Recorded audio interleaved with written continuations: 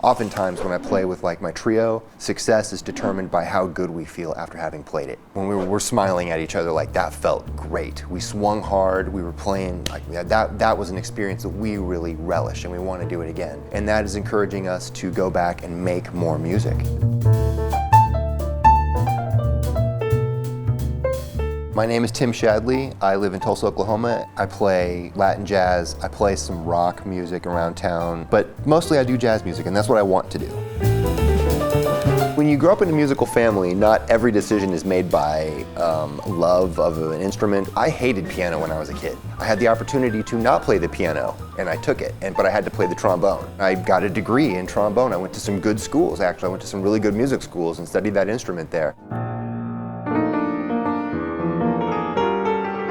You come back around when you're a music major, you're listening to all these kinds of music and you realize, oh gosh, that jazz piano trio music from the 1960s, that's the stuff that hits me. That's the stuff I go and listen to. You know, the Bill Evans trio, the early Chick Corea stuff. I moved back to Tulsa eventually, and in this market, they didn't need another trombone player, but they desperately needed somebody who could play some piano. And it was not my main instrument, but it was some that I had some experience on. And I happily tell people I was not good when I was getting hired. I was learning. I was very much in the, I don't know, but I can work on it type phase. That's how a piano career starts, apparently. You feel some utility, and then people say, oh, he can do this, he can do this. And then the thing that drives you forward is success. I had success playing the piano. It encouraged me to play more and more, to spend time working on more nuanced ideas on the piano so that people regard me as a better piano player when I got hired to do it.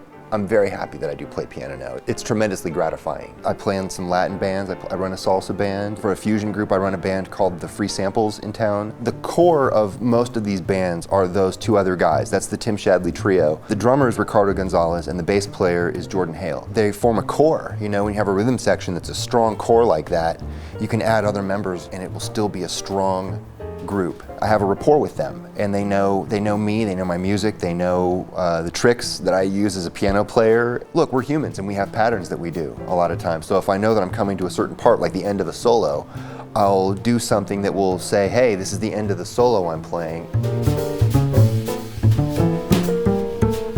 Look, from my standpoint as a music maker, you want to get some recognition for it because otherwise you're going to have discouragement. Many times I've had to sub the player that I want to get because they're making more money at another job and they can't turn it down. How do I develop these audiences to where I can sustain myself, I can keep my guys paid and keep them coming to my work? That's been tough. But other than that, it's not difficult to keep a group together. Once you reach a certain level, the group has a certain sound and they want to play together. Then you have something special, and usually everybody in the group recognizes that, and then they want to do that thing more. That's how you keep musicians wanting to come and play gigs with you and say, I don't know, I could play that gig for a little bit more money, but I know when I go and play with this guy, the music is going to be on another level that I don't get to experience that often.